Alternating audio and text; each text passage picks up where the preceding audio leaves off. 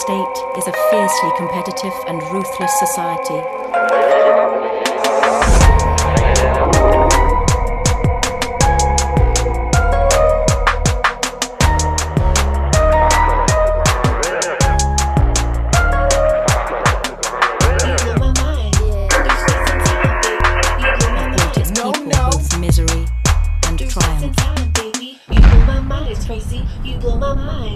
And now, After Hours with Rixx Javix. Welcome to After Hours with Rixx Javix. I'm your host, Rixx Javix, coming to you from the darkest reaches of low-security space, live from the Stay Frosty Lounge. Grab a cold drink, light a cigar, and let's talk. All right, everybody, welcome to this episode of After Hours. I have a very, very special guest this time, here live, actually. Not over Skype or over recording, but sitting right across from me in the Stay Frosty Lounge tonight is a character named Angor Mau, who actually is the one that got me started playing Eve almost nine years ago. Almost 9 years ago, that's crazy. Yeah, his character name you might not be familiar with, but the fact is he happens to also be my son. Who's how old are you now? 20? I'll be 24. I'll be 24, yeah. I'll be 24 in November.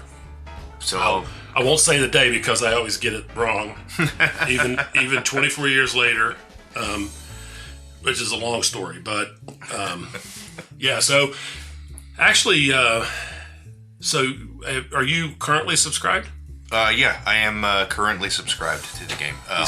My main character. His character, okay. And you're in Stay Frosty too. Yes, still in Stay Frosty. Still in Stay Frosty.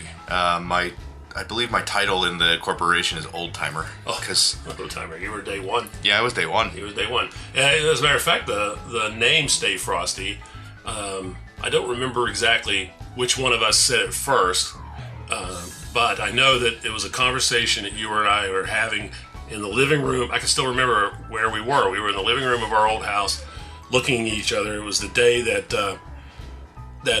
all that stuff with the Tuskers started happening. Yeah, it was more towards the morning when it all started, right? Right. And then we were talking about whole day thing, and it was the evening, I think, when we were finishing up. We were talking about starting a new corporation. Yeah, I remember us talking about it when we went to go get a pizza or something. Right. We were sitting in the car and your Twitter was blowing up on your phone. Right. So it's kind of an interesting, and we were talking a little bit beforehand about how this is kind of a unique, I don't know if it's unique or not, but it's kind of a different kind of story. Is I can still, so you would have been, what, about 13 years old? 13 turning 14. Yeah, so around this time of year, your birthday's later in the year, so yeah, you were doing 13, and your bedroom was upstairs, my studio is downstairs, and I can still remember I was downstairs doing something, and you came down and told me I had to come upstairs and see something on your computer. I can still remember it. Yep. And you had Eve up. I don't think you'd created an account. You were just on a trial, I think. Yeah, I think I was just on a trial, and I had started. Well, back then it wasn't really a tutorial, I guess. It was more of here's your stuff and figure it out. But you get 14 days to figure it out. Figure it out. Right. Yeah, live or die. No skill points, usually. Well, I think we got like very little back then. So, and I can remember sitting there watching you spin that spaceship around in 3D space, and I was like, oh my God, what the heck is this? And does it run on a Macintosh? I remember asking. And you were like, yeah. So. Yeah, it... I don't know what it was about. I don't even know where I heard about it from. Somewhere online, and downloaded it and was like, "Hey, it runs on Mac. I've got a Mac." So right.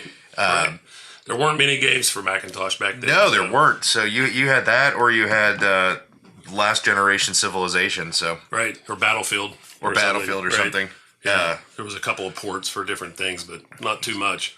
Yeah, and it was just like, whoa, no, I'm gonna like this, so I'll come down and tell him about it. And luckily enough for me, you're a really big video game nerd just like me, so. But I mean, think about that though. Most people's dads, you can't go downstairs and tell them about. I remember I had two questions. Does it run on a Macintosh? And who the heck is doing this? Because I had never heard of it. You know, it was completely out of left field. And I remember you told me it was a company in Iceland. Which is funny because those are the two answers.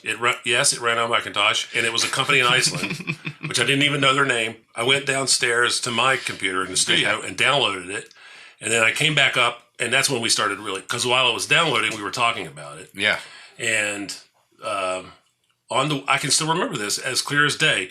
On the way up the stairs, I thought of what I wanted to call my character.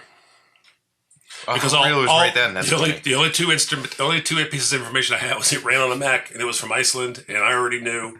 I was thinking Reykjavik because I knew that was the capital of Iceland, right? Obviously, and then we were like, okay, so what are we going to do, and how are we going to call our characters, and what can you do in this game, and then we started, really trying to figure it out and everything, and those were scary times back then.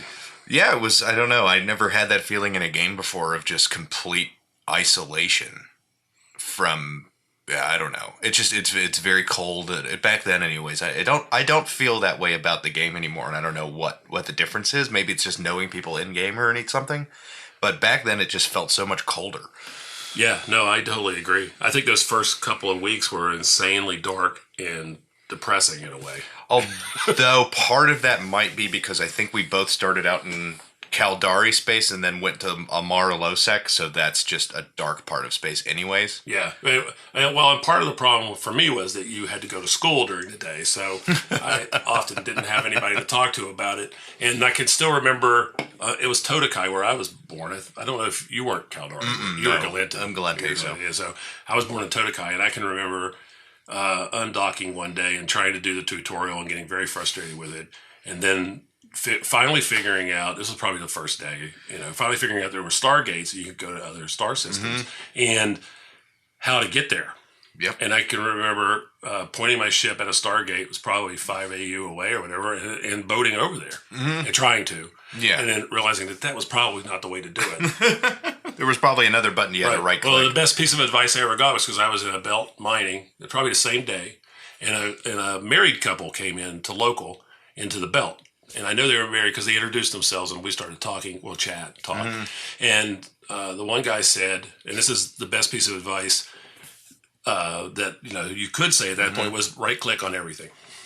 And once you right click on everything, you realize, oh my gosh, warp to gate. And lo and behold, there's how you get to the Stargate. That's your answer to everything, really. Pretty much just click around and right click on stuff and things happen. So kind of cool. And then what'd we do?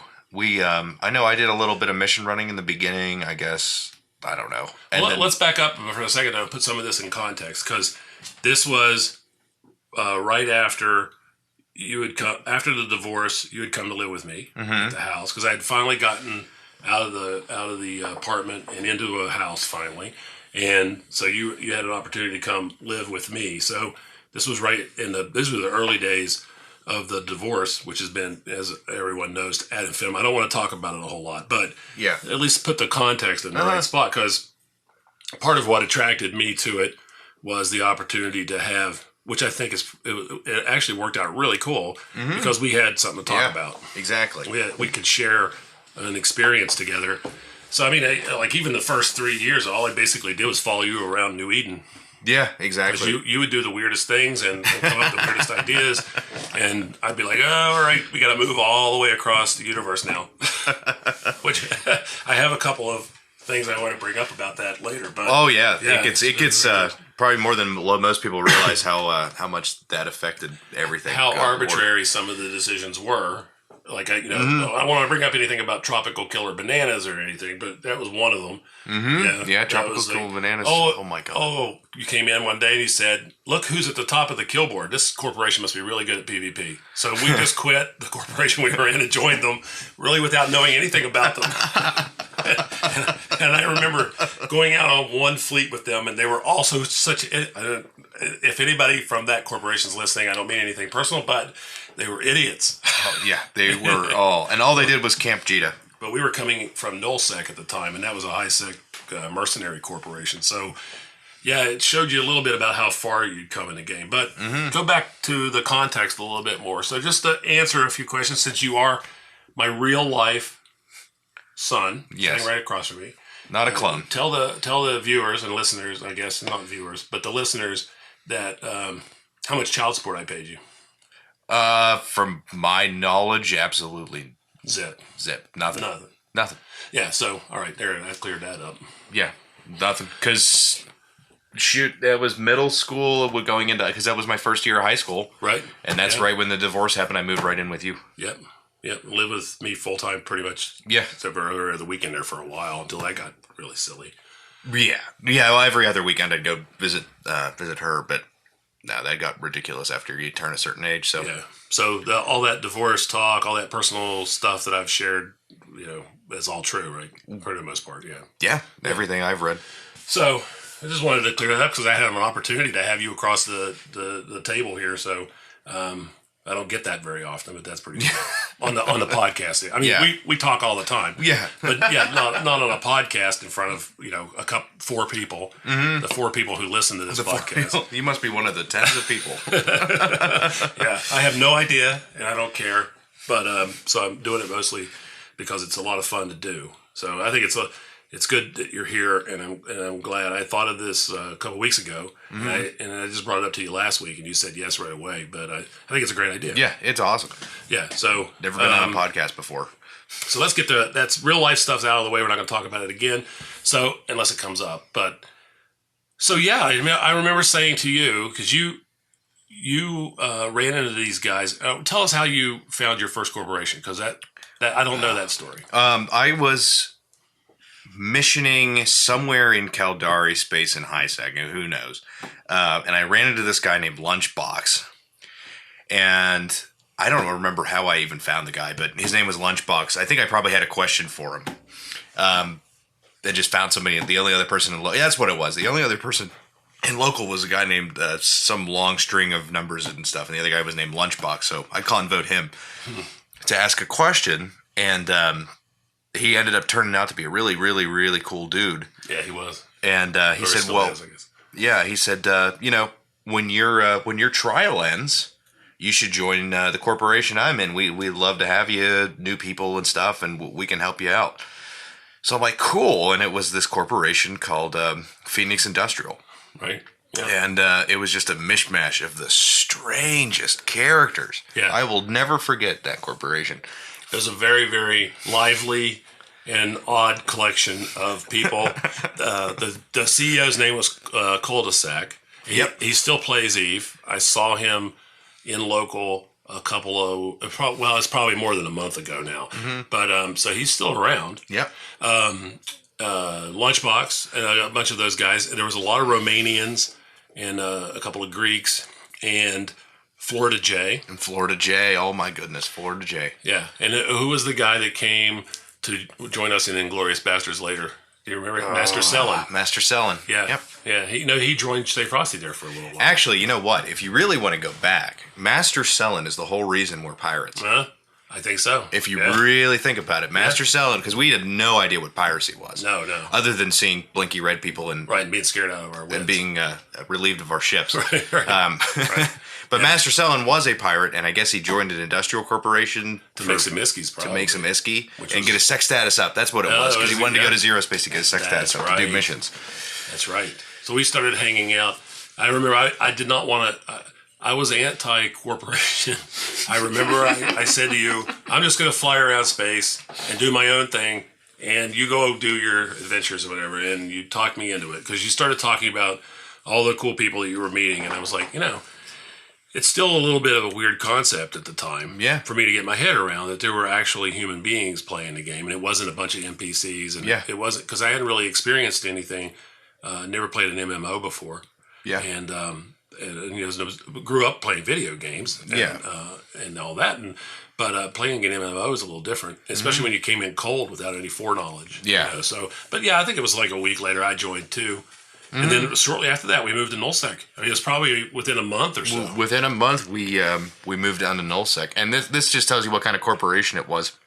Probably blow some people's minds. They didn't have any. Well, okay, I won't say any, but they didn't have jump freighters. No carriers. No. Nothing. We had an Orca. You had no. Orca's not yet. Not yet. No, Rorqual. At some point. At some point, we got a Rorqual. But that first move, I remember Cul-de-sac had his Iterian Mark V. That's what we used to, and then it was just move your own stuff down. Yeah, you had your Badger, and I had a whatever. I did. I had a Badger. I made so much ISK. This was back when there was only one size of rig. Every ship had large rigs. Yeah. So there wasn't medium or small. Then it was just rigs, and they were super expensive. So you would never fit a rig on a frigate. Mm-hmm. But every morning before work, I would get in my Badger, and either I'd go up to a Mars space or I'd come back, depending on how much trouble I had getting up and back, because I'd use safe spots and all that. And I would go up and I would buy as much large rigs as I could, and then I would bring them back to Providence and PI5 station, and I would mark them up, 25% or whatever, and sell them on the open market. And I did that for maybe 2-3 months, almost every day without fail. And I only lost one. No scout. No scout just either. Just me and a Badger. Just you and a Badger. And safe spots. And I only lost that one time, which is another story. But to be fair, we had that channel that probably still exists in Providence. Whatever it was called. Citadel. Yeah. That's what it was called. Right. Citadel? Yeah, that was one of the channels. It was one of the channels. I don't think that was the Intel channel. I think it was something Reds, wasn't it? I don't know. There were a bunch of There was a bunch of Intel channels. Yeah, that's true. And sometimes they weren't friendly Intel channels, but we had access for whatever reason. But yeah, those are some funny days, though. I mean, those were... mining in Dominic's. Mining and getting caught on asteroids and getting blown up and hanging out in... DGI? And or DG, camping in DGTMI. Yeah, camping the gates from the AAA and UK and F9E gate, right? F9E gate, right? Yeah. F9E. Spent probably half of our hours on the F9 gate, and then we were talking about this. I was talking about this last week with Bay RJ too, about how, because this is how he got up with it to no good, was the amount of boredom. Mm-hmm. That you have, sometimes there's nothing going on. Yeah. So then you would just think of the craziest stuff. Like, what should we do? And, we just come up with these crazy ideas. Yeah. Like I remember, fitting up a Badger with long points and scrams, and I would go into F9E. Oh, goodness, I remember and hang out and try to attract people to attack my Badger. Then I would point them, and then you guys would come in. Remember the first time you did it, you didn't have any defenses on the Badger. And it worked. They took the bait, and then your Badger just blew up. They killed it instantly, right? Yeah. And I think it was a Tempest. If I remember right, it was a guy in a Tempest.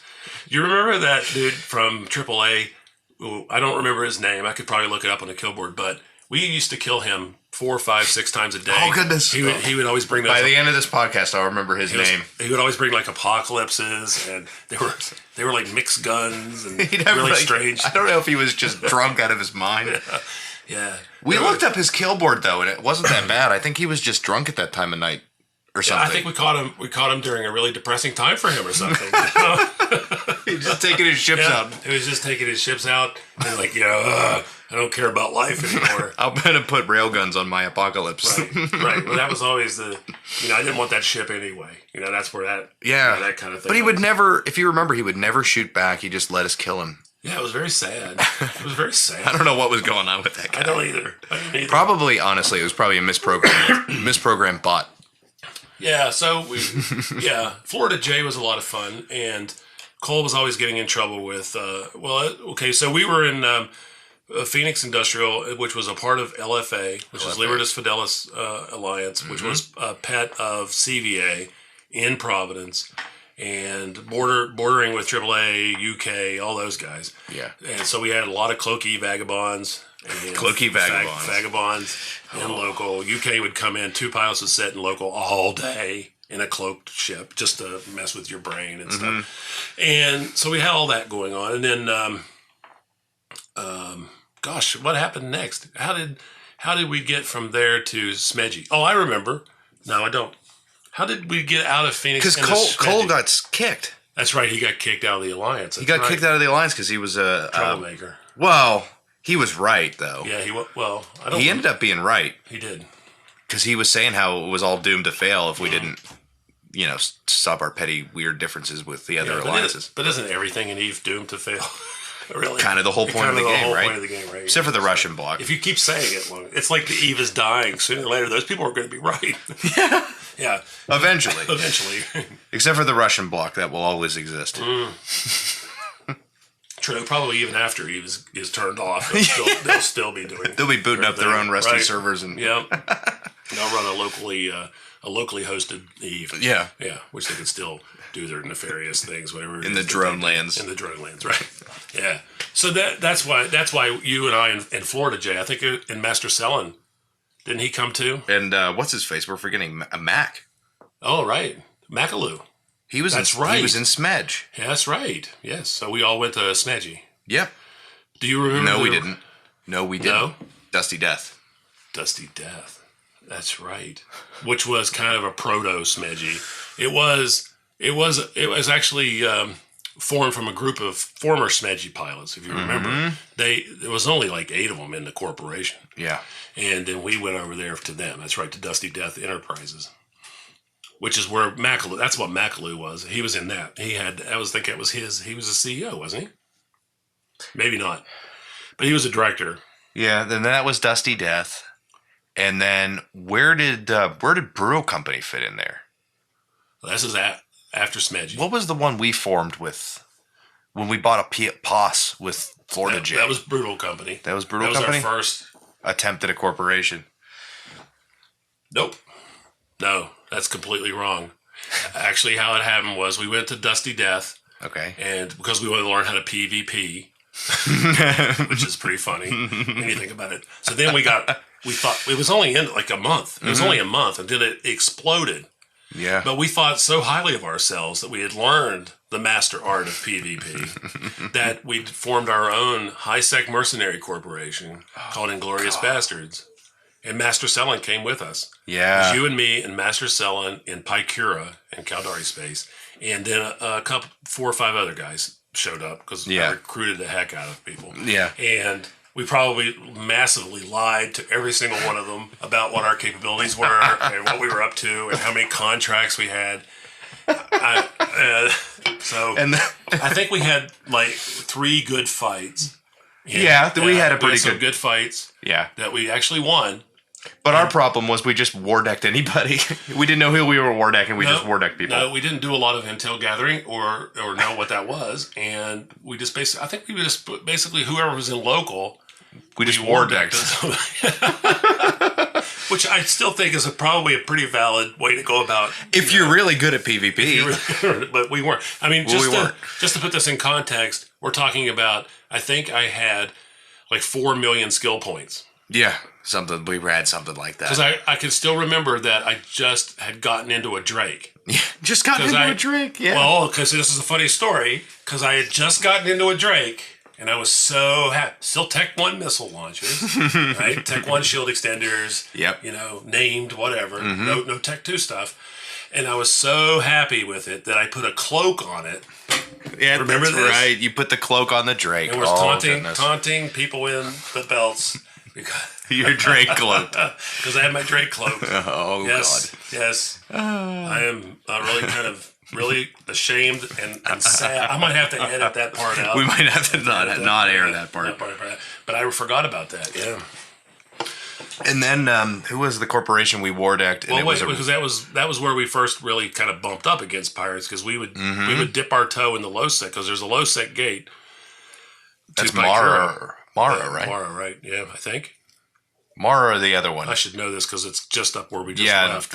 It's Alpha Vishmilkin. But anyway, so we would jump in there every once in a while and get our asses handed to us. Yeah. And lose everything. I can still remember the first time they had, I think, an Onyx and a MOA, a couple MOAs or something. We just like instantaneously died. Yeah. Yeah. Jumped in, died, jumped back out. It was really sad. And then, so we got curb stomped. Do you remember one of those times? That was when we learned how to D-scan. Master Selin taught us how to D-scan. That's right. Yeah. The fine art of D-scanning. He must have been laughing his butt know that there's. You should look this up. I'll find it for you. There's a site that you can enter into your browser, and it will tell you how many times you've D-scanned. Really? Yeah, like you're in your whole Eve career. Wow, it's an insane number. My number is very, very high. Good Lord, I D-scan like every 5 constantly, seconds, right? Constantly. So, not to get off the track, but no, that's funny though. So we got curb stomped by a corporation called SoCash, who had all the money in the world because they brought Balgorns and everything else to us. We were 4, 5, 6 million skill points at that time, So, I mean, I have a screenshot yeah. still of the rock. I got into a rock during that time, and it's undocked by Cura. Yeah. I have a screenshot of that. But again, no guns on it or anything. It's just a ship hole. And that was, I think, what infuriated us most about Socash is that whoever was in charge of it, I forget the character's name. It doesn't really matter. But he was a massive twat. He was. Yeah, he was really, really bad in local. Well, we had come from Providence where you're not supposed to talk in local at all. So we were kind of not really experienced with doing that, with the smack talk in local, because you didn't talk in local. Yeah, you didn't smack talk. It gave your position away and that you were active. So we were always told never. The only thing we were allowed to say in local in Providence was Amar Victor. Yeah. After a battle, we'd all do type Amar Victor. So So we were ill prepared for that, and then we were terrible at it, smack talking. Yeah. Not so much now, but so we were terrible at the time. And, we got our asses handed to us. Yeah. We had to evac very quickly, because then they started piling on. Yeah. A bunch of people started war decking us. They did, a whole bunch of other corporations, and then they hired a hired gun, which I ended up going to Severance, that person, and I ended up being pretty good friends with. They came on a couple of the FFAs and stuff back in the day. Oh, okay. And but they were paid to hunt us down and kill us, So we ended up fighting. I got all the way to whatever the high sec gate is before you get into Providence, and I got my pod down there, and I undocked in something I can't remember or whatever. And we had a 1v1. Nice. And I got my ass handed to me. I lost that fight, but So that's when we went to Smedgy. Then we went to Smedgy, who was at that time still part of LFA and not Paxton Corporation. That was the second time we went to. Right, they were still part of LFA. Right, that's where we were when the war. We were with Smedgy. We were with Smedgy because Globe, or were we with Dion at that point? We might have been in Dion. Yeah, we might have been. I don't remember. Yeah, the details of this are a while ago. This is almost 10 years But ago. Smedgy, when you really think about it, that's where we met Macaloo. Because all of this we've just talked about happened within a space of like 4 months. Yeah, but yeah, exactly. We were moving very quickly. But Smedgy's where we met, I forget the one guy's name who we flew with a lot, Global Trotter or something. You remember him? Oh, yeah. And that's where we met. That's not right, but it's something like that. And then that's where we met Macaloo. And that was when Macaloo was a younger character than us. Yes. Yep. And he was very good. Yeah. We would go to, we do Wasp fleets. It was Tyrannuses. Well, I mean, think about all the people we have. We have Florida J, Macaloo. Pro God Legend. He was probably one of the FCs for not LFA. He was in, he was in CVA or whatever. I don't know. Was he in LFA? I don't remember. No, I think he was Paxton. He might have been Paxton. Paxton, LFA, CVA. That was the probably block at the time. Yeah. So Pro God Legend was around. A whole bunch of people. Eradicator. That guy from Big. Do you remember him? The German? The German dude. He was really good. Oh, SJW Jesus. SJW Jesus, that's right. Yes. SW Jesus. SW Jesus. Right. He was awesome. Yeah. He's really good. I don't know if he still plays or not. I should look him up. But he was good, and we learned a lot. We went we PvP'd a lot in those days. That was a lot of going to Head GP and Tyrannuses and stuff, and down to Faith Abylis and out to to Curse. Yep, and back, and we PvP'd a lot. Yeah, we did a lot of stuff in Head. I mean, shoot, most of our time playing was in Head. And then right before the war, that's when Florida J did his thing and stole like half of. So we were in Dion because right before the war, that's when Florida J stole like all the core assets and ran off to high sec and disappeared. Yeah, and Smedgy kind of fell apart, but didn't, as it turns out. But we thought it was going to, so we joined Dissonance. Yeah, we joined Dissonance Corporation, with Dion, which we ended up being in and being a part of for quite a long time. Yeah, for a long time, multiple times. Those guys are awesome. They're not sadly no longer. They're not playing anymore? No, the corporation's on hold. It's been put on hold, so there's nobody. It's still under control, but I looked it up the other day. Okay. They're not active anymore. That sucks. Do any of those guys play in different corporations like LBJ? Eradicator joined Stay Frosty. Wow. But I don't think he's active. Okay. So I haven't seen him in ages. But he did come over and join, and I think he went active after that. Okay. So I haven't kicked him or anything. But I believe he's still in. His character's still in Stay Frosty, I think. Cool. Yeah, so we went to Dissonance, which is probably still one of, well, they're not active now, so you can't say it, but they were, at that point, one of the first corporations in all of EVE. They were they were like beta day one or something. Yeah, I don't remember exactly. LJB was like they've been around forever. Forever. LJB and Eradicator and those guys. Awesome group. Awesome group of people. We went everywhere with them. Care Bears with teeth, really. Care Bears with teeth. That was we went from, and then after the war in Providence, we fled to Tropical Killer Bananas. No, I'm getting this all mixed up. No, your Tropical Killer Bananas was before. Forward. Well, let's talk about the war first, because that was really kind of LFA. Well, let's don't really. I mean, it's been well documented. Up until that point, it was the largest fight in all of Eve, DG. I think we had 2,500 or 2,750, something like that. I don't know what the final number was. Yeah, it was not a very fun fight because most of it I spent staring at a black screen. Yeah, same here. And it was, well, we had invaded F9E and those systems leading up to Head. We were going to Head. Yes. Push AAA back. And then, which was all going very well. Because they were busy with Goon Swarm in the south. Right. If you remember, they were at war with goons. We were taking advantage of that. Apparently, from what Laster Axis told me, all of that stuff we thought was happening was actually happening. So from his perspective, at least, I've talked to him many times about it, and all that stuff. So essentially, CVA backed out and left us hanging to dry. So, and we got our asses kicked in DG. They pretty much brought the whole everybody Cap fleet. Yeah, PL showed up too, didn't they? Oh well, everybody showed up. Well, there is so much to this that I don't remember. Mm-hmm. Some of the fights I get mixed up. Like, were they at this point, or were they later? Because we did so much of this. We ended up coming back to Providence during with Paxton, which was all a very similar situation. Yeah, ending up in a big fight and getting our butts kicked and kicked out again. And so I get mixed up whether some of these fights were then or then, Yeah, because it's getting, I mean, I got all this pretty well documented on the blog, but I don't go back and read all that, stuff. Yeah. But so it gets kind of confusing about the train of events. I think what I took away from that more than anything, like in the beginning of the game when you were alone or just in your little corporation, it was very cold and kind of hostile. Right. But when you go and you're in an alliance as a newer player, you do start to feel invulnerable because you're hiding behind the wall of people for even for PvP stuff. Right.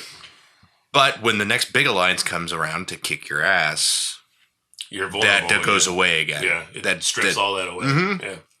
Yeah, and then and then you start to realize, well, it was an evolving thing, that there's nothing that people can do to you. Mm-hmm. There's a weird sort of invulnerability attached to Eve, which I know that a lot of people appreciate. There's no way to be really hurt. No, I mean, you can lose assets and you can lose all your money, and that's pretty horrible. But there's really nothing much else they can do to you. Yeah, but you can get all that back.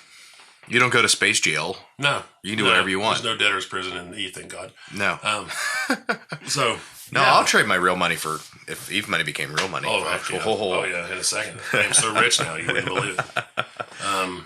But yeah, no, well, I say that, but it's not really my money. Some of it's not, it's on hold for things. But, like the AT and things. Mm-hmm. But, yeah, so we got kicked out of Providence twice. Actually, no, 3 times. 3 times. We're forgetting something. We invaded Providence once. We were on the other side of it. We were with CO2. We were CO2. We invaded Providence and Curse. Went all the way down to Faith Abilis. Went all the way down to Faith Ab, and then pretty much everybody just went inactive. You remember that? I mean, it was a lot of fighting, a lot of wars. We were doing really great. And then everybody just kind of disappeared. And then whoever... So one day you've got 450 people in local, and the next day you got 15. Yeah, it was the strangest thing. And then CO2 turned into like another, I guess everybody became active again, and they turned into a pretty good corporation up north. I forget. Yeah, Are they still around? They're still around, yeah. Not a corporation. I guess they're an alliance. Yeah. But, and then we spent some time in the Spire, if you remember that. The most boring time in Eve. Well, I don't know. I mean, we'd do some nice runs down the N rail and stuff. That's an entry system. Yeah, but nice. But it got really kind of the jumps to get to N rail though. Yeah. It was like 35 jumps. Well, or something ridiculous. That was that time we who was that we were with that was going way up north to the Big Blue Donut? That was Dion. Was that Dion? Mm-hmm. That's when we said no. Because I remember getting there. I think I went all the way up there. Yeah. And it was like 57 jumps to the war. Yeah. And I was like, no, I don't think so. Yeah. I think that's when we went to the Great Wildlands with what was that corporation that we were there? Cal. Yeah. I forget the name of the corp. More Cowbell. More Cowbell. Yeah.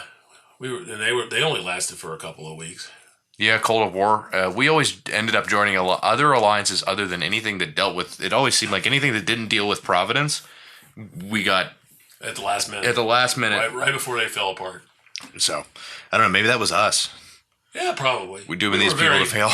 We were trying to find our place, like where we fit in, what we wanted to do. I mean, we were experiencing, and the cool part about it was we experienced nullsec and highsec and lowsec and wormholes too, because we were using those a lot, and so that was the good part.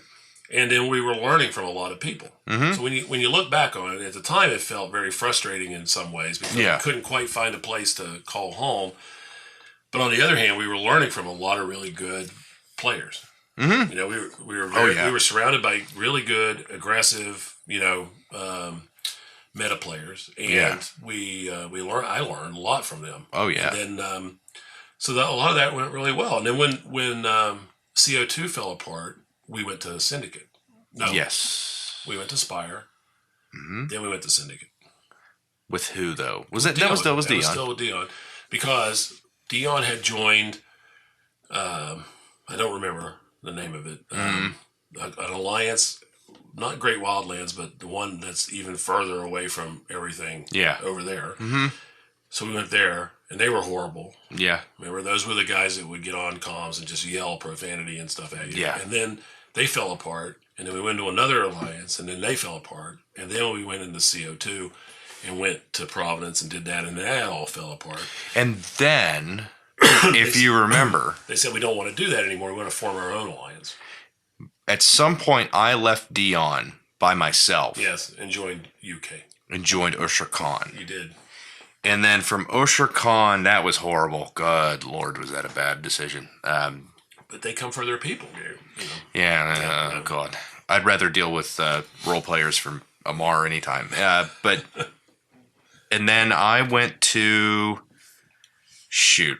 I don't remember. Where did you go next? I don't remember. Yeah. I don't either.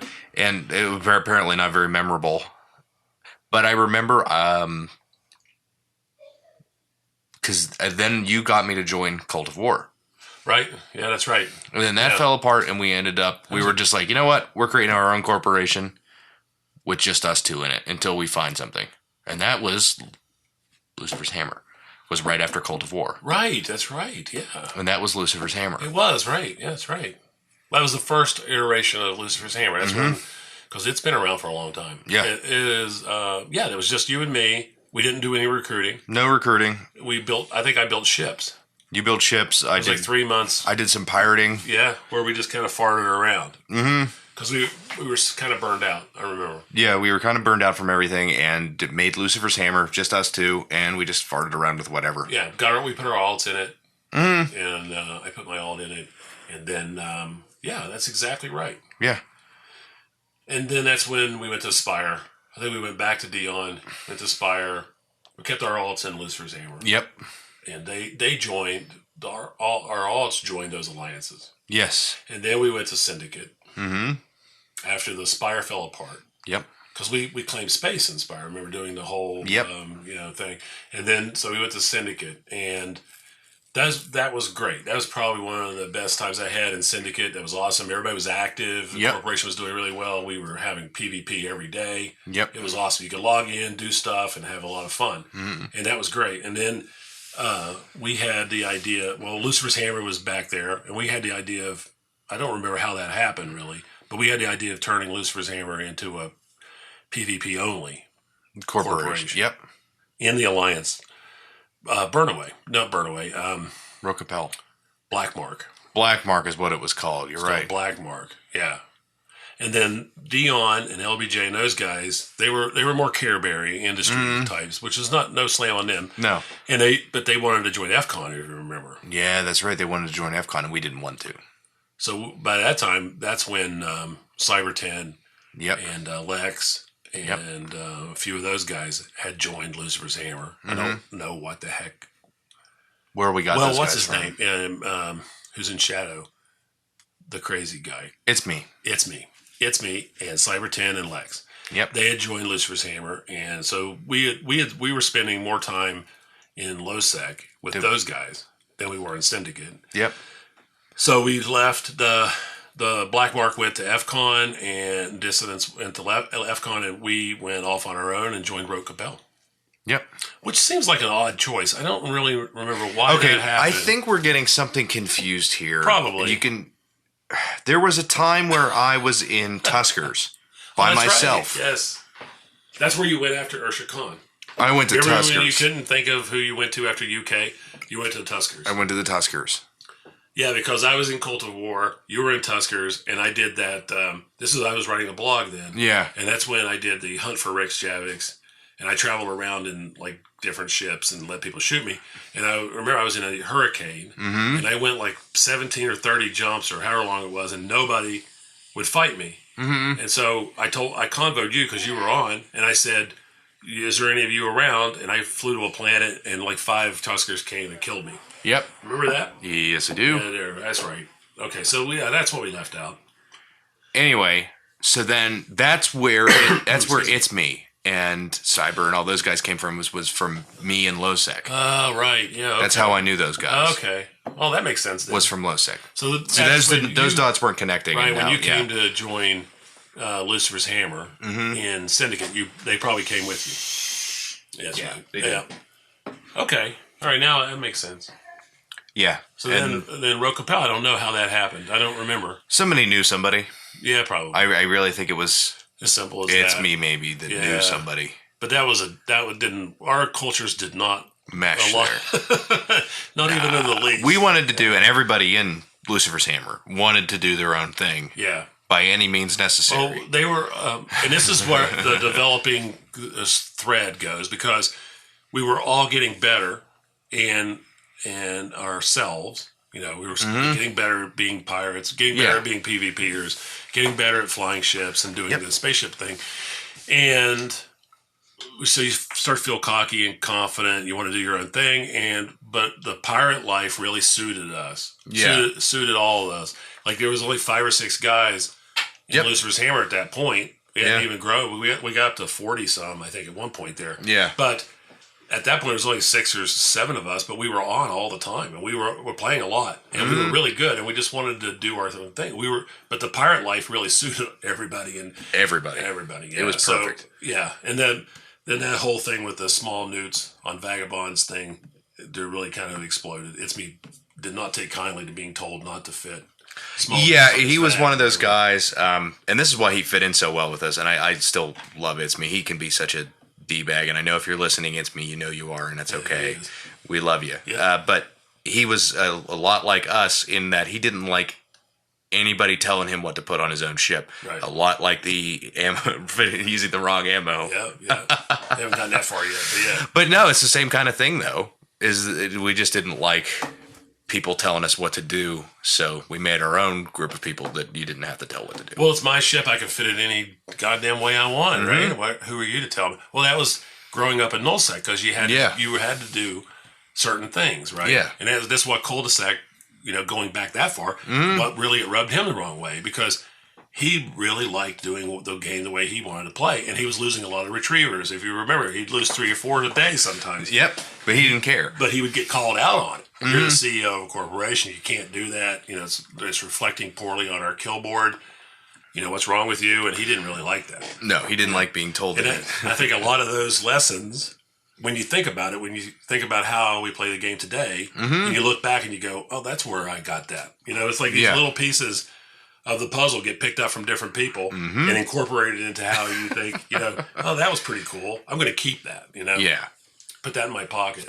So we left Rote Capel, and not in good terms. No, bad terms. And we joined Muppet Ninja Lizards, or whatever, unicorns. Muppet Ninjas. In Austin Jelly. I say Austin Jelly. It's Austin. Yeah, Austin Jelly. How you say it, but it's Austin Jelly. In Austin Jelly, and we were there for less than a day. when It's Me's transport ship was killed on the gate by Blues. Yep. And that was a fun day of yelling and screaming at each other local and yelling and screaming at each other on comms and being really, really rotten at each other. So we took a page out of Dion. I don't want to be anybody's bastard child anymore. We decided to form our own alliance. Mm-hmm. So that's when Burnaway was born. Yep. The Burnaway was our first alliance, and Lucifer's Hammer was our third corporation. Third corporation. And so we moved to Lisbethane off of Aishi, and which is a great system because it's got 2 high-sec gates and nice access to low. Yeah. Excuse me. And formed Burnaway Alliance and started recruiting. Yep, started recruiting. We got good amount of people and then a couple other corporations, right? Yep. A couple other corporations, and we had a lot of fun doing that stuff. Well, and also part of what, and I'll bring this up because this is kind of how that corporation and alliance fell apart, was a lot of the stuff that related to how we were playing at the time, why we kept moving around so much, was a lot of the stuff that was going on in real life. Mm-hmm. When you look back on it, some of the struggles we had with the jobs, with the agency, with my business closing down in 2012, a lot of the horrible things that were going on with the divorce and our own lives reflected on some of the poor decisions often that we made in the game. Yeah, exactly. Which all worked out really well, but at the time they were kind of bad decisions. Like we were going along pretty good with Burnaway and Lucifer's Hammer. I think we had 3 or 4 corporations that joined, and some good players with us, and we kind of just dished them. Really, kind of stopped playing. Yeah, we really did. That was a bad summer, and a lot of really nasty things were happening in real life, and that's when some of the other stuff, which I don't want to get into, happened. And were first started to happen. And so there was, and why I say that is secret is just it's medical stuff, family medical things, which don't need to be made public. But that's right. All that kind of stuff was all happening at the same time. Yeah. Well, the agency was going out of business too, and that was taking a lot of time and a lot of stress. Exactly. So we went to Fountain for a bit. That's right. With Mortis Mihi, right? Yeah, well, we needed something to do that was completely different, and I knew about the war going on down there, so we just jumped and joined Mortis Mihi. So and then realized why we had left Zero Space in the first place in like a couple 2 weeks. days. I think it was 2 weeks we were there. We came back to Lucifer's Hammer. I think you quit playing for a while, and the corporation basically just fell apart. The alliance fell apart. Those guys went off and did their own things. Yeah.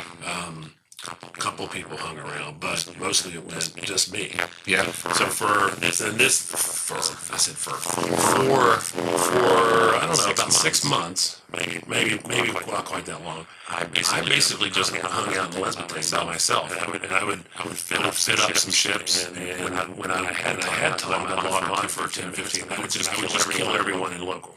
That was my whole.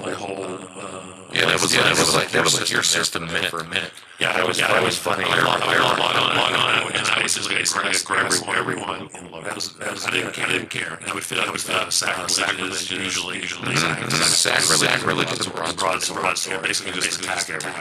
If anybody comes on station, they came to make gay, didn't care what they were in, I just attacked. Yep. It actually worked out pretty well. I got 400 and some kills in that sacrilege. Still the top 10 of my ships on ZQ. But that's when Tuskers were around, so I started making friends with them, and I would fly with them. Yep. You would come on every once in a while. We would fly with Shadow. Yep. Because It's Me and those guys went to Shadow Cartel. So we would do Sunday night rooms with Shadow, with Wild Bagger and those guys. And they let me back into Tuskers. Then me and you were both in Tuskers together. Well, I was going to get to the whole 1v1 thing with Shadow and all that. But skip all that, really, because it's just a bunch of drama bullshit that Smarna still likes to bring up. Anytime I run into that guy local, he's like, or on Reddit, he's quick to point out that, apparently I doctored the logs, when really all I did was combine 2 into 1, which was my mistake. I should have kept them, but I didn't. I edited local and a private conversation together to make a thread. Oh, to make it more And coherent. it was never intended to be public. It was I just gave it to the Tusker CEO. I can't think of his name. Well, he wasn't the CEO at the time. Well, he was. Why can't I think of his name? Well, who was the CEO? I just saw him at FanFest. well, Kalo?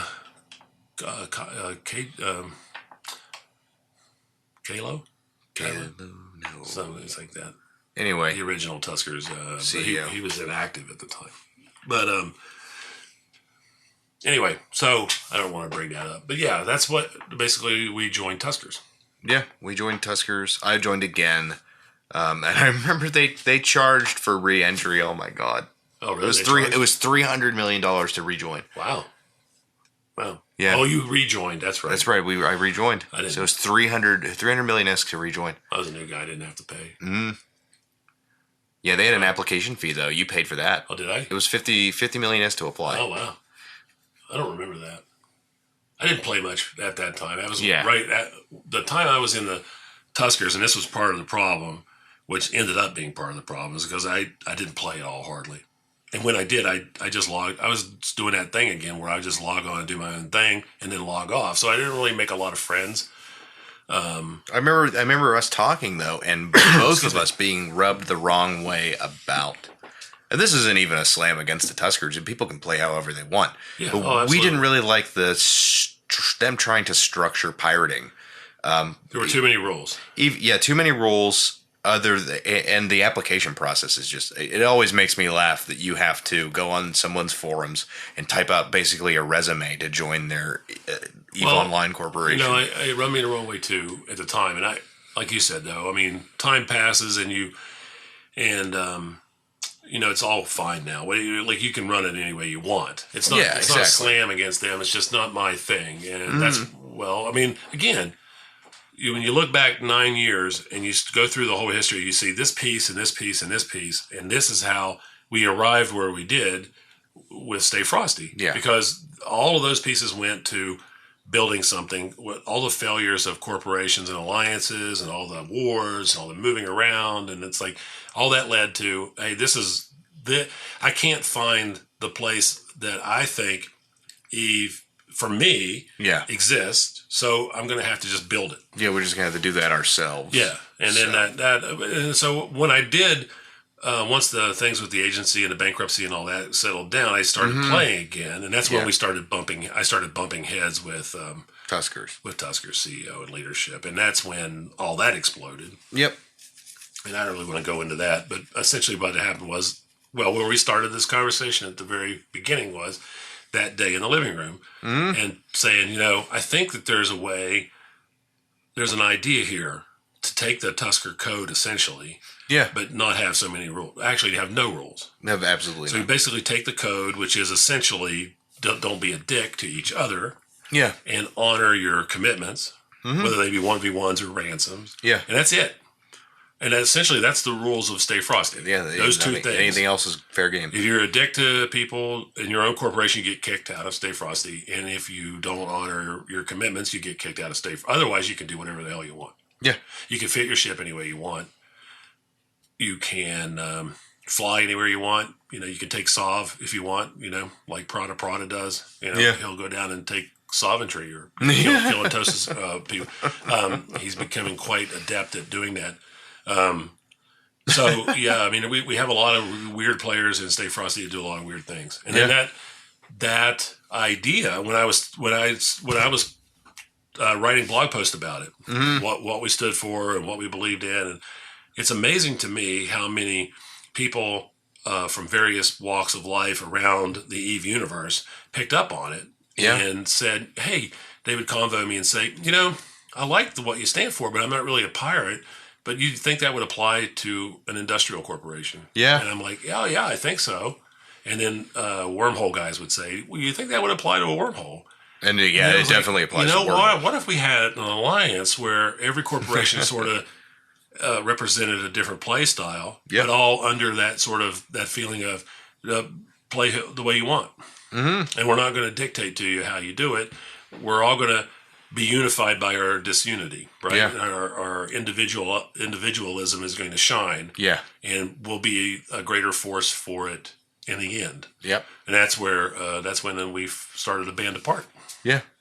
Which, Inglourious Bastards was our first corporation, which was named after a Quentin Tarantino movie yet to be released, and his production company. His production company's called A Band Apart. Yep. So that's where that name came from. So here we are. Stay Frosty's been around for over 4 years. 4 years and a little over 4 years, and A Band Apart for a little over 3, and 800 members, and we're going to be flying in our third AT this summer, and we were in the majors with EVNT tournament over the fall, and we fought in the Neo, we did Geomancy, we did a lot of activities, and a lot of very thriving, pretty cool thing. Yeah. So, and I know I'm just trying to find time to play more, and it's a great corporation. What has essentially been built, just biologically let to flourish. Right. Well, I hope that the things that are going on in your, which we don't need to touch on, but the things that are going on with you in real life settle down. I think they're heading in the right direction to do that and give you an opportunity to maybe have a more. It's nothing bad in real life. It's just I'm it's at a place now where I don't have to work as hard to. Right. You work a lot and you work weird hours. Yeah. So that's tough to be, to have a consistent thing. And hopefully that'll straighten out. That's what I mean. It's more of a regular schedule. Yeah, right? exactly. Yeah. So that would be good, because that would be cool to have you back and doing stuff again. Yeah, and I've always wanted to be more involved with the game and then with the meta stuff too, because I've always been fascinated by that. I just had never had time to get involved with it. Yeah, that's for me. Back when I started the blog, that was really the part of Eve that. Having grown up in Eve with Goons and all the stuff that was going on in Goons Swarm back in the day down in Providence in the South, and then listening to all that stuff, and then slowly, as I started doing the blog and started getting involved with other things and meeting, because at this point, there's pretty much no one in Eve that I haven't really done some work with or talked to or met or know, and then getting involved with, diplomacy back in the day, because, with LFA even, I was talking to people, and I talked to Vile Rat a few times. When they came, this is one of those battles. There was a battle in Providence with a whole bunch of carriers and stuff, and I know I had talked to Vile Rat the day before, and the Goons came in and actually saved us. Yeah, killed they did. A bunch of carriers for us. Them and PL, right? And so I kind of had something to do with that. So that was kind of cool. That was like one of my very first touches with some of the bigger aspects of the game. And then, for the last, from 2012 until recently, I had a lot of time on my hands. So the meta, that's when I really got involved with the metagame and manipulating, and not manipulating in a bad way, but, being involved in it. Pushing things in the right direction.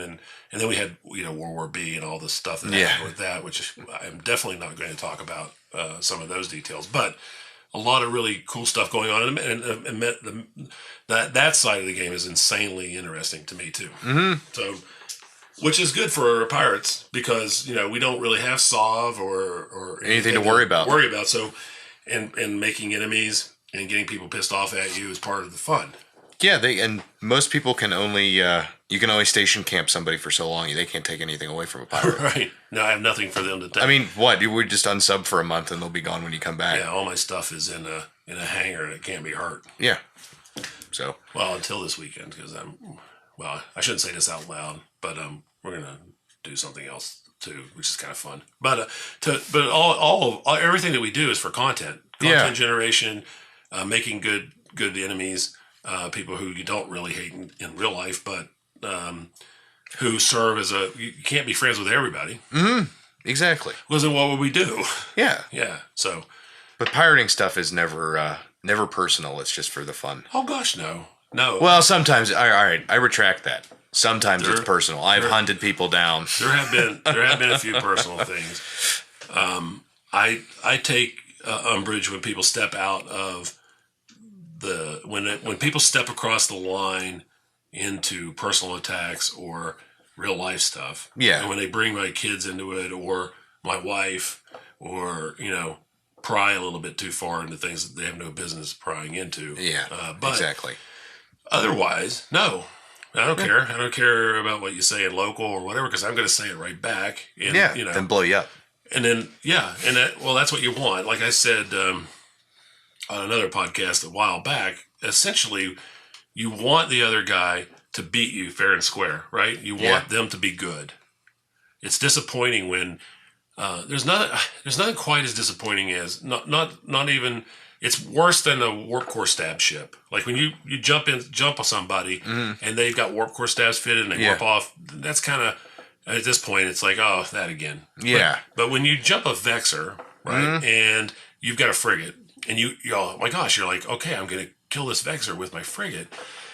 Yeah. And then it turns out he doesn't, he's like 3 days old or, he has Tech 1 guns or he doesn't even have guns fitted. Or his lasers or something. Right. And that's really disappointing. It's like, okay. And then that's when the cool part about being a pirate a lot of times is that's when you convo the guy and you tell him, talk to him about it. Yeah. And you maybe even throw him some iskies. Yep. Oh, I've done that plenty. I mean, I have absolutely, some people have a problem with this killing new players. I don't. Well, I don't know that they're new until after I kill them. Yeah, I did blow them up. I don't look at people. A lot of people look at kill boards and stuff before they fight. I never do that. I don't really care. No, I sometimes pull up character info if they're the only one in local. I never do. But if they're new, I used to do that. But then I got to the point where I was like, well, what does this matter? I'm still going to attack them. Yeah, fair enough. But a lot of times, how I got out of that was because I would pull up the kill board, and then by the time I learned like how they might fit the ship, they were left. Yeah, so I missed a lot of kills that way. But yeah, if I blow up somebody's venture, more than happy every time, unless they're an a-hole in local. Yes. Like, oh, you're so stupid for killing me, or whatever. I will convo them. Well, usually I just send them a personal message and send them like a couple million. The weirdest one to me is, and you'll see this on my kill board. If you ever see a venture kill and then a pod, you'll know that this happened. Okay, because this is how that happens. I'll be flying through space and I'll be bored, and I'll do a D-scan and it'll be a venture, and it's always it's in a belt. So I haven't killed anything for a while, so I'm going to go kill it. So I warp in, I kill it, and the pod pops out. Right. This is how I kill that pod. I wait for like 2 minutes. And if the guy doesn't warp, sometimes I'll even say in local, dude, warp your pod away. Nothing. Or I don't care. Or, some smart ass remark. Yeah. So then they get pointed and shot. Yeah. If they got plenty of time, and I often try to help them. But if they don't warp away, then I can't leave without killing their. I'm a pirate, so I have to kill their pod. But I don't do it on meanness or anything. Do you have a corpse collection? I do not. No, I don't keep the corpses. Oh, I have. Do you? I have a. Do you really? Rather large corpse collection. Do you really? I didn't know that. Yeah. So that's something I didn't know. Yeah. Oh, I got how about that? Rather large corpse collection. I don't have them all in one space anymore. Yeah. Sadly, all of my zero space ones I think are still in PI 5. Oh, wow. I have a couple hundred corpses in PI 5. Wow. You got anybody famous, you think? Or what's that? You probably have some famous ones.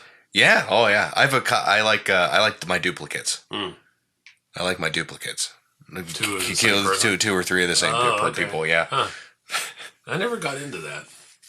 No, it was just something I remember the first time somebody got potted. I won't even say it's because I potted somebody, and the corpse popped out, and it was an interactable item. I'm like, oh yeah, good God, this game's amazing. You can scoop the corpse to your cargo hold, and there's nothing you can do with them. Who was the head of CVA when we were down in Providence? I did those really nasty propaganda pieces of him having gay sex with the other guy. Remember those? Do you remember his name? Oh, what was it? Screw Me Like You Did Pravi. Yeah, I can't remember his name. Oh. But I had his corpse, and I remember selling it for like $1.5 billion. Is somebody bought it from me because I remember scooping his corpse up once. Yeah, but yeah, I always never got into that. Every time I pot somebody, I get to keep their corpse. Oh wow! Every time. Huh. I don't know. It's just habit now. Like, Oh, no, there's nothing wrong with that. I mean, Potted I know a lot of people who do. They have really big meat lockers. Yeah. And a lot of dead corpses in them. That's kind of funny. I don't know. I just think it says a lot about the game where there is a mechanic to scoop up someone's corpse with no value to it. No value. You can't do anything with them except for the sit in your You can hangar. sell them. I've sold a couple. Think about that for walking in stations, though. Yeah. You just open up this door and it's just piles of corpses, piles of corpses. with little name tags on them. Toe tags. Little toe tags. Yeah, that could be kind of fun. Walking in stations. Wow. I don't think we're ever going to see that. I hope not. I think it would be bad. Yeah. I don't know. Walking around my little loft thing is interesting enough. I look at it once and turn it off. I don't think I've been in my captain's quarters for over almost 2 years, probably. No. There for a while, it was like a mistake because they fixed it, I think, because I don't do it anymore. But there was a button or something that was like in the wrong place, and I sometimes end up in my captain's quarters. Yeah. Like, oh, crap. Yep. But that doesn't happen anymore, so they must have moved it or I got better at doing it or something. But yeah. Yeah, the last time I logged in was a couple weeks ago. Station spinning got, I remember got pretty. when I did the Gate to Gate TV show. Remember you seen that? Oh, yeah. That's the last time because I recorded that sequence of me walking into the captain's quarters. That's probably the last time I was there. Like, funny. Yeah, that's we just went through the entire. We just went through all of it. Pretty much the whole 9-year history. Did we forget anything? We did, and I remembered it halfway through. We had another pirate corporation that we didn't found, but it was with the dude that was from Philadelphia because he really heavy New Jersey kind of accent, and it was in low second IGs, or whatever. Do you remember? And those Russians kicked our ass. They all had Slepners. Oh wow, I have no memory of that. Cold Steel, True Blood Alliance, Blood something. Oh yeah. Do you remember that? Wow. And it wasn't Russians; it was Romanians. But wow, yeah, I don't. Called Mad Blood or something.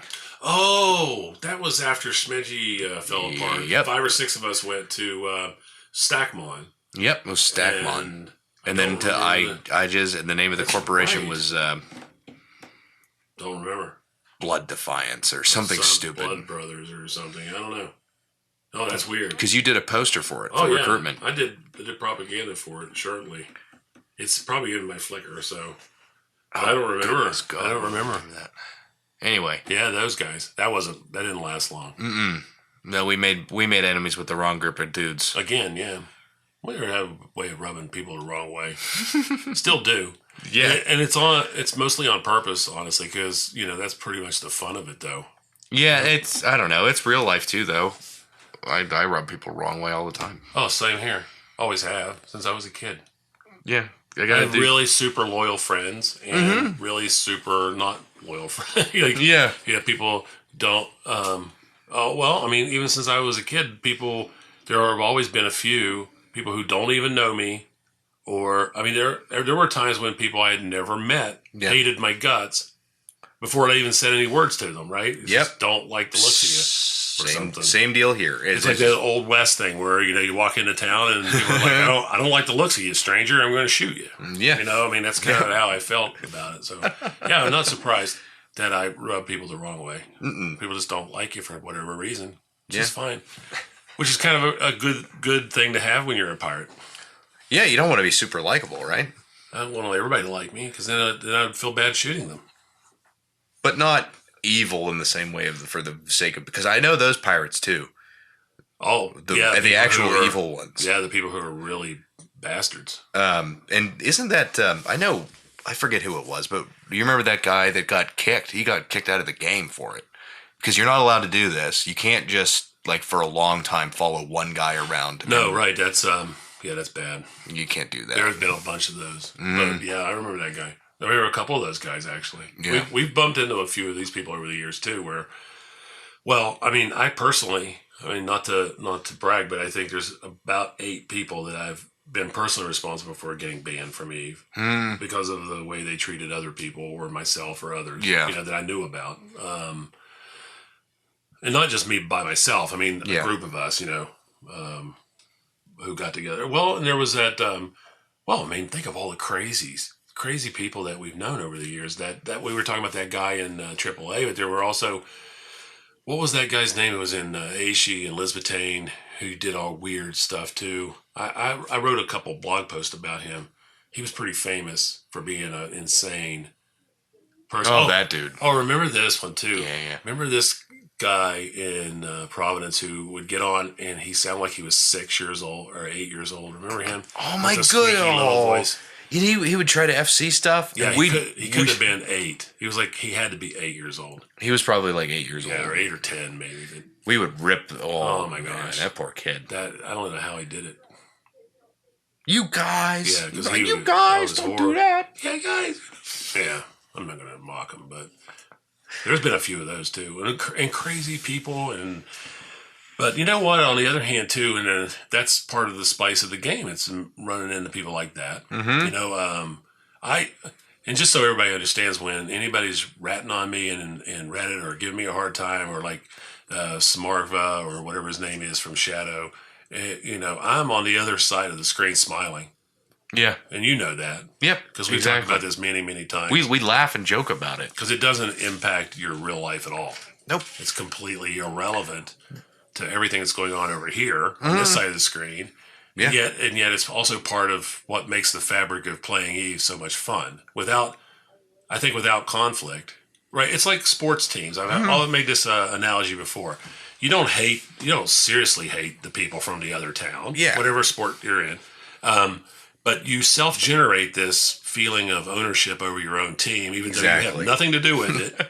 and you wear their colors, and you fly their flags, and you do all that thing, and you pretend to hate each other. Yep. During the competitive nature of that. Yeah, right? exactly. And so it's kind of the same with Eve in a way. I don't actually hate anybody. Yeah. But again, it's part of that whole fabric where you have to kind of self-generate interest. Yeah. Because it makes it more fun when you're very passionate about your local area sport team and hate the other guys. Yeah. Right? But you don't really hate them. No, of course not. And then there are always those people who can't handle that, who actually do hate the other team and go down there and shoot people or something. Yeah, it's something you always ridiculous have like that one guy. Oh, God. No, this isn't for real, man. No, right, man. Chill. We don't really hate, Somebody doesn't get that. There is always one that doesn't get that. And then there's the other guy who hides a catfish in his pants and then throws it out of the ice, right? Because he's from the woods or whatever. He's from the woods. He doesn't understand. But think about it. All the people we've met from all over the world, the Romanian cucumber farmers and the guys on Greek islands and South Americans and South Africans. And Cole lived in North Dakota? North Dakota? Or South Dakota. One of the Dakotas. Yeah. And he was like 800 years old when we knew him. So he must be getting close to Methuselah age by now. Then we always teased him about how old he was. He's probably my age, now I think about it. But no, he was retired. Oh, that's right. He was retired, yeah. That's why he could play all day, every day with like 8 accounts at the same time. That's right. It's been a long, strange trip. It has been. Very weird. So, hopefully you get your stuff together so that next year you can fly with us in the AT, because that's quite an experience you should have. Oh, yeah. Would love to do that. Because it's a lot of fun, and that's a whole different kind of thing that you haven't been able to do yet. Yeah, I haven't done that yet. Tournament. Always wanted to ever since watching them back in the day.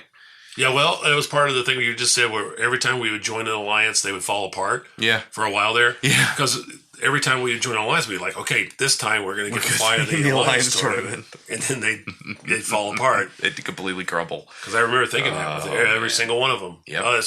Oh yeah, CO2. We'll fly with them in the 8. Yeah. Nope. Yeah. Yeah. Okay. This is not happening. We'll broke Capel. We'll do that. No. Yeah. Tuskers. Right before they got really good, I had to leave. So yeah, should have just stayed. LFA never even tried for a Lions tournament. I don't think. I don't even know. Was there a Lions tournament? I guess it was. Yeah, I'm pretty sure. Right? Yeah. This one's 14, 15? Yeah, so there was. Yeah. So it's been a lot longer than we've been playing. So you designed the logo for LFA. Yeah. I remember that. Yeah. That was like the first big thing. Well, I started out just doing stuff on the forums for fun. Like propaganda posters and anti-AAA UK posters. Your first one, that's a good story. Tell me about the first one that somebody's read to everybody. What was it? Everyone's read to someone. Yeah. Yeah. Well, what would happen is we would we would be ratting because that's how you made your. There wasn't missions and stuff back in the day, and there weren't wormholes yet. Mm-hmm. So essentially, we were ratting all the time. Belt ratting, and we were the PvP arm for the industrials of CVA. Mm-hmm. So they'd be out in their hulks mining and doing all that. So we'd be killing the rats. Yep. And remember, they would call you in. They'd go, some hulk in Belt 6 would be like, the rats showed up. So we'd fly over to Belt 6 and kill the rats. So they wouldn't kill the hulk, right? Remember? What a strange meta that is. It's a very strange meta, I know. But we would do that for hours and hours and hours. Mm-hmm. And it's boring as shit. Yes, it is. So we would sit around and make jokes. I can remember sitting on the gates or doing that and just making jokes and telling jokes and telling stories. And then, you and I didn't know enough about the game at the time. So there were like, well, so what's going on with these rats? Yeah. What's going on? What are they thinking? We keep killing them and they keep coming back. And what's going on? And of course, everybody in CVA, well, they know, they're anti-pirate. Yeah. Which is kind of funny that we ended up the way we did. But then everybody's blue and, the Reds would show up in local. And, so we were just thinking, everybody's red to somebody. that was the first thing I did. And then I did an ad for one of the rats, like with their kids. Yeah. Like a charity for the Sancha. For the Sancha children. For the children, because they're all dadless, because we keep killing their dads. A lot of those jokes were 1v1, the 1v1 comic strip came from. Yep. Sitting around, making fun of all the weird things about Eve. Yeah. There's plenty of things that don't make any sense. No. Well, like today on Twitter, I said, you wonder if there's anybody in New Eden who stops for a moment and says, that Jesus guy still hasn't showed up. Because it's like 24,000 years in the future, right? Just stuff like that I find amusing about New Eden, because there's a lot of weird discrepancies and things which I find humorous. But like the whole debate about pods and stuff. Well, that's all over now. I wrote about a blog post about that this morning, actually. Really? About well, I should be getting the Frigates of Eve book. Do you know about this? Did I tell you? No. Well, the new book that I ordered, it should be here today. Well, I thought it was going to be here today, but maybe tomorrow. But it's been shipped. It's a cutaway book. Oh, okay. Like those Star Wars. Yeah, cutaways. yeah. So it's Frigates of Eve. That's awesome. It's, cutaway illustrations of the Frigates of Eve. Awesome. And it's really beautiful. And I got the limited edition, so it's pretty cool. But that settled it forever because they're cutaway drawings and it's just a pod. Really? No crew. In any of the ships? It's all automatic. You're all in a pod. There's no room for walking around or anything. I mean, you're locked into a pod the whole time. Then why in the world? Man, some of the ships really don't make any sense then. Well, this is just for frigates. Yeah. I mean frigates too. Maybe cruisers, you start to have 2 or 3 guys that are helping you out or something, but I don't think so. I mean, really, when you think about it. Why would you? Well, the only one that you'd have to is probably capital ships. Yeah, well, yeah. And I think transports, industrials, those, and certain types of probably battleships or black ops or different things, because you got fuel and you've got other things to deal with. Well, I say carriers because of the fighters. Right. And those are definitely manned because you can see the guys in them. Yeah, there's dudes in them. They always wave at me when I look at them, so okay. But that would be a cool mechanic if they waved. Or at least did their wings like this. Did their wings back and forth. Because I remember the first time I found out there were little dudes in there. It was pretty cool. Yeah. Yeah. I think I got killed that time. I was looking at them and they killed me. They killed you. That's crazy.